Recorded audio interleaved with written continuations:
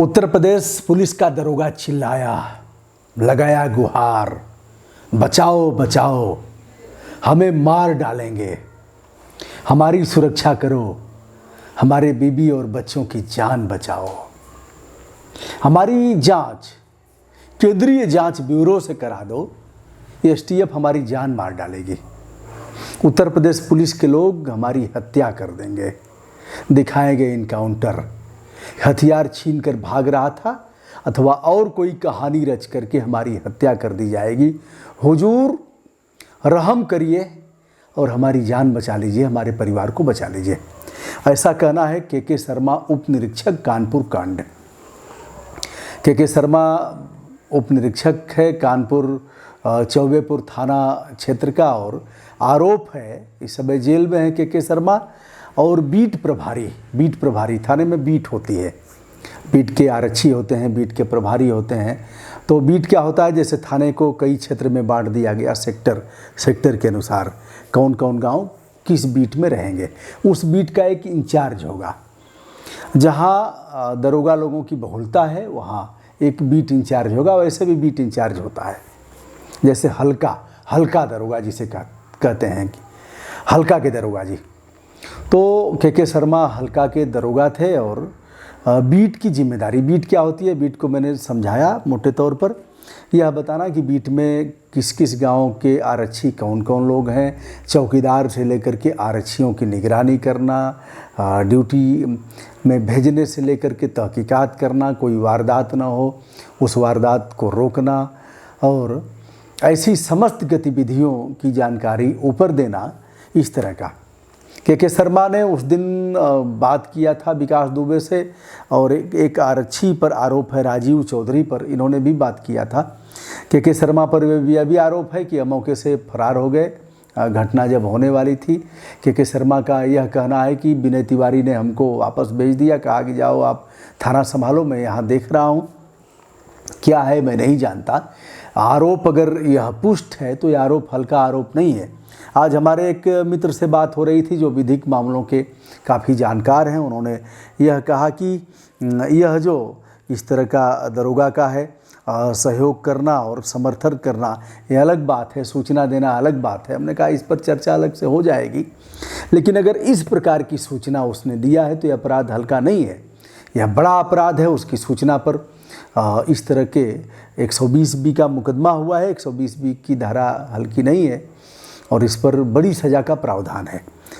षड्यंत्र करना, उसमें शामिल रहना, ऐसे कभी अलग से उस पर चर्चा करेंगे। वैसे आप सभी लोग जानकार हैं, मोटी मोटी चर्चा करते हुए यह विषय पर आता हूँ। विषय है कि हमारी हत्या हो जाएगी। इसका मतलब के शर्मा अगर परोक्ष रूप से उनकी बात मानी जाए तो यह कहना कि जिस तरह से अन्य लोगों को इनकाउंटर में मार गिराया गया है वैसे हमें भी मार गिराया जाएगा।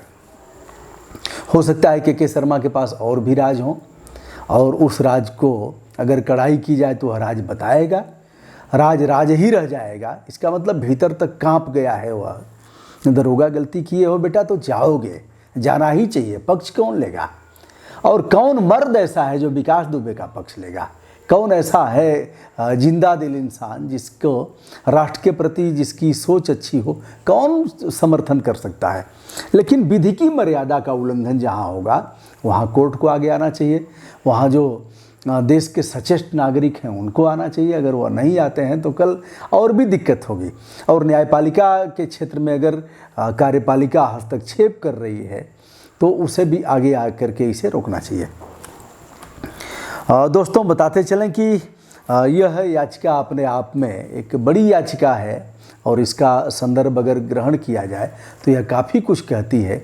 यानी के शर्मा यह कह रहा है कि जिस तरह से अन्य इनकाउंटर हुए हैं उसी तरह से हमें भी मार दिया जाएगा। हम राइफल लेके नहीं भागेंगे, हम रिवाल्वर नहीं छीनेंगे, हो सकता है गाड़ी न पलटे लेकिन और कोई कुछ ऐसा हो सकता है। आज लगातार सोशल साइट पर जंग चल रहा है। अभी एक मित्र ने लिखा कि 8 पुलिसकर्मियों की पत्नियां विधवा हो गई, उस पर क्या किया। दोस्तों मैं तो लगातार कर रहा हूँ, मुन्ना बजरंगी का हुआ था उस पर भी मैंने किया था कि इस तरह से जेल में जहाँ शेर और बकरी एक घाट पर पानी पीते हैं, यह विधि की मर्यादा का उल्लंघन है और यह सत्ता के लिए भी उल्लंघन है। अब बारी बारी सबके दिल में यह बात नहीं बैठाई जा सकती और इसे जातीय आधार पर नहीं देखना चाहिए। जो इसे जातीय आधार पर देख रहे हैं उनसे भी मैं अनुरोध करना चाहूँगा कि इस मामले से दूरी बनाएं, किंतु आप पकड़ करके नहीं ठोकेंगे। दिखा रहे हैं भाग रहा है, मारेंगे सीना में गोली, ऐसे कैसे चलेगा। और वह कभी भी किसी अच्छे आदमी द्वारा उसका समर्थन अपराधी था, माफिया था, तस्कर था और तुमने पाला पोसा था। पालने पोसने वाला कोई और ऊपर से फरिश्ता नहीं आया था और दरबार में भी गया तो वहाँ जान नहीं बची उसकी। चलिए दोस्तों, पालने पोसने का काम आपने किया। बहन जी के बारे में एक बार वह कह रहा था, दोनों विधायकों के बारे में जो आरोप लगा, और जो 2000 नंबर थे, पता नहीं कितने दिन में सर्विलांस पर आप लगाओगे और कब उसकी जांच होगी, कब बताया जाएगा। एक भी पॉलिटिशियन अब तक इस घेरे में नहीं आया है कि जिसने समर्थन किया। मौसी के भाई हैं ना, मौसी के भाई, वह उनके ऊपर आग फेंकेंगे, वह उनके ऊपर आग फेंकेंगे और कहेंगे सब कुछ इसने किया है। वो कहेंगे सब सत्ता कर रही है, वह कहेंगे सब पिछली सरकार ने किया है। कोई मुख्यमंत्री डाएं डाएं करेंगे, कहेंगे ठीक हो रहा है, क्योंकि सबके कोर दबे हुए हैं। दोस्तों, आज के दिन इतना ही कहना था। कुल मिलाकर के शर्मा बीट प्रभारी उप निरीक्षक का यह कहना कि हमारी भी जान को खतरा है और पूर्व की घटनाओं से जोड़ करके उनका यह है सुप्रीम कोर्ट क्या करता है। और यह याचिका आर्टिकल 21 जो देश में रहने वाले हर एक व्यक्ति, नागरिक नहीं, हर एक व्यक्ति को सम्मान के साथ जीने का अधिकार जो यह आर्टिकल देता है, जो अनुच्छेद देता है, उसके आलोक में जो मौलिक अधिकारों का प्राण तत्व है एक तरह से, उस आलोक के आधार पर यह याचिका योजित की गई है। देखना है सुप्रीम कोर्ट इस पर क्या करता है, किस प्रकार का निर्णय लेता है, आगे मैं बताता रहूँगा। मैं हूँ ब्रजभूषण दुबे, यूट्यूब चैनल ब्रजभूषण मार्कंडे से। आज पुनः अपने फंडामेंटल ड्यूटी का पालन इस चैनल के माध्यम से आप तक अपनी बात पहुंचाने, संप्रेषित करने का एक प्रयास कर रहा हूं। आशा करता हूं आप सभी को अच्छा लगा होगा। यदि हमारे वीडियो आप सभी को अच्छा लगे तो मैं चाहूँगा कि हमारे चैनल को आप सब्सक्राइब कर लें, लाइक और शेयर कर लें। बताएं गुण दोष के आधार पर, गाली वाली मत दीजिएगा, अच्छी बात करिएगा, ठीक है। और हर्ट होता है, कोई अगर गरियाता है तो वो अपना नुकसान करता है। नुकसान क्या, उसका स्वभाव बन जाएगा ऐसे ही गरियाने का। और आज फर्जी आईडी से आधे तो फर्जी आईडी वाले हैं, तो देखा जाता है जैसे सी है, पी है, यस है। पता नहीं भैया आपका मूल क्या है, आपके माता पिता कौन है, आप रहने वाले कहाँ के हैं। तो इससे उबरने की ज़रूरत है। उभरिए और अच्छी बात करें, सही बात कहें, सीना ठोक करके कहें।